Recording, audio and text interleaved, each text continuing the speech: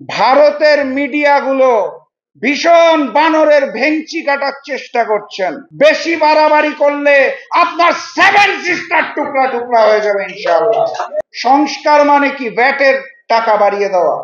সংস্কার মানে কি? ট্যাক্সের অর্থ বাড়িয়ে দেওয়া। সংস্কারের অর্থই তো আপনারা এখনো বলতে পারেন নাই। আজকের এই আলোচনা সভার মূল প্রতিপাদ্যটা হচ্ছে আমরা কিরকম বাংলাদেশ চাই, সামনের বাংলাদেশটা কেমন চাই।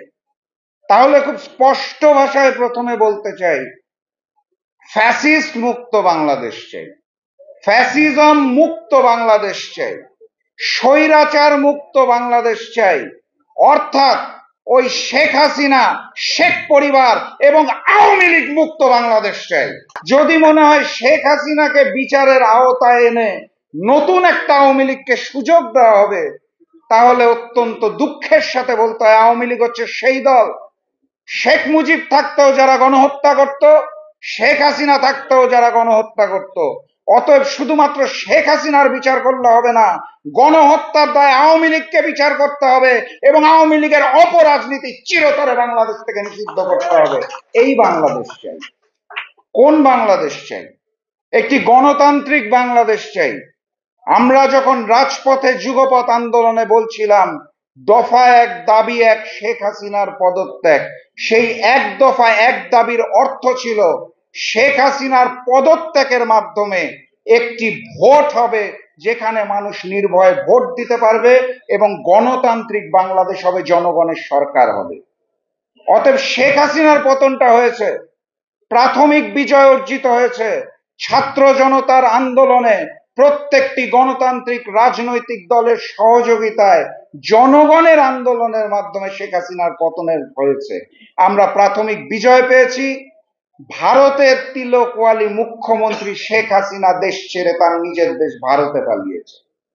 কিন্তু সেই গণতান্ত্রিক বাংলাদেশটার জন্য এই অন্তর্বর্তী সরকার যদি মনে করে সংস্কার সংস্কার গল্প শুনিয়ে নির্বাচনকে বিলম্বিত করবেন, তাহলে স্পষ্ট ভাষায় বলতে চাই আন্দোলন এখনো শেষ হয় নাই, প্রয়োজনে আবারও আন্দোলন হবে। আমাদের রাজপথের লড়াকু সৈনিকরা রক্ত দিতে শিখেছে, প্রয়োজনে আরো রক্ত ঝরবে, কিন্তু সেই গণতান্ত্রিক বাংলাদেশ আমরা পুনঃপ্রতিষ্ঠা করে ছাড়ব ইনশাআল্লাহ। সংস্কারের গল্প বলছেন, সংস্কার মানে কি? ভ্যাটের টাকা বাড়িয়ে দেওয়া। সংস্কার মানে কি? ট্যাক্সের অর্থ বাড়িয়ে দেওয়া। সংস্কারের অর্থই তো আপনারা এখনো বলতে পারেন নাই, রোড ম্যাপটাই এখনো ঘোষণা করতে পারেন নাই। রোড ম্যাপ মানে কোন দিন নির্বাচন সেইটা না, রোড ম্যাপ মানে আপনারা কতদিন থাকতে চান, কি করতে চান, কোন পন্থায় করতে চান, কাকে নিয়ে করতে চান সেটা ঘোষণা করা। আপনারা কোনো কিছু ঘোষণা করেন নাই এখন, এবং আমাদের মধ্যে একটি অনৈক্য সৃষ্টি করার প্রচেষ্টা চালাচ্ছেন আপনারা। এটা বাস্তবতা, এটা মানতে হবে। 5 তারিখের পূর্বের যে ঐক্য, সেই ঐক্য এই মুহূর্তে আমাদের মধ্যে নাই। রাজনৈতিক দলগুলো আমরা বিচ্ছিন্ন হতে শুরু করেছি। সুযোগ পাচ্ছে ওই আওয়ামী লীগ, ওই আওয়ামী লীগকে সুযোগ দিবেন না। আওয়ামী প্রেতাত্মাদের পুনঃপ্রতিষ্ঠা করার চেষ্টা করবেন না।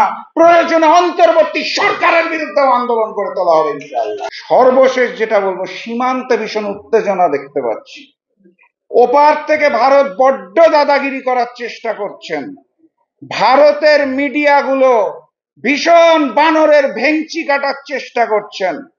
স্পষ্ট ভাষায় জানিয়ে দিতে চাই, বাংলার মসনদে ভারতের তিলকওয়ালি মুখ্যমন্ত্রী শেখ হাসিনা নয়। আমরা স্বাধীন বাংলাদেশে আমাদের সার্বভৌমত্বকে হরণ করতে দেব না। বাংলার মাটিতে ভারতের আগ্রাসন চলবে না, চলবে না, নিষিদ্ধ ঘোষণা করা হলো। আর ওই ভারতীয় নেতাদের বলতে চাই, কি কি জানি দখল নেবেন ঘোষণা দিচ্ছেন। বাংলাদেশ হচ্ছে সেই দেশ যেই দেশের মানুষ অস্ত্রের সামনে খালি হাতে বুক পেতে দিতে পারে। আমাদের ভয় দেখাবেন না, আমাদের রাজ্যকে দখল করার চেষ্টা করবেন না। বেশি বাড়াবাড়ি করলে আপনার 7 সিস্টার টুকরা টুকরা হয়ে যাবে ইনশাআল্লাহ। আন্দোলন চলছে, আন্দোলন চলবে সেই দিন পর্যন্ত যেদিন বাংলাদেশের মানুষ ভোট দিয়ে একটি গণতান্ত্রিক বাংলাদেশ, গণতান্ত্রিক সরকার, জনগণের সরকার পুনঃপ্রতিষ্ঠা করার আগ পর্যন্ত আন্দোলন চলছে, আন্দোলন চলবে। চোখ কান সজাগ রাখবেন, আওয়ামী প্রেতাত্মাদের ষড়যন্ত্রকে অতীতে যেভাবে রুখে দিয়েছিলাম একইভাবে সবাই কাঁধে কাঁধ মিলিয়ে রুখে দিব ইনশাআল্লাহ।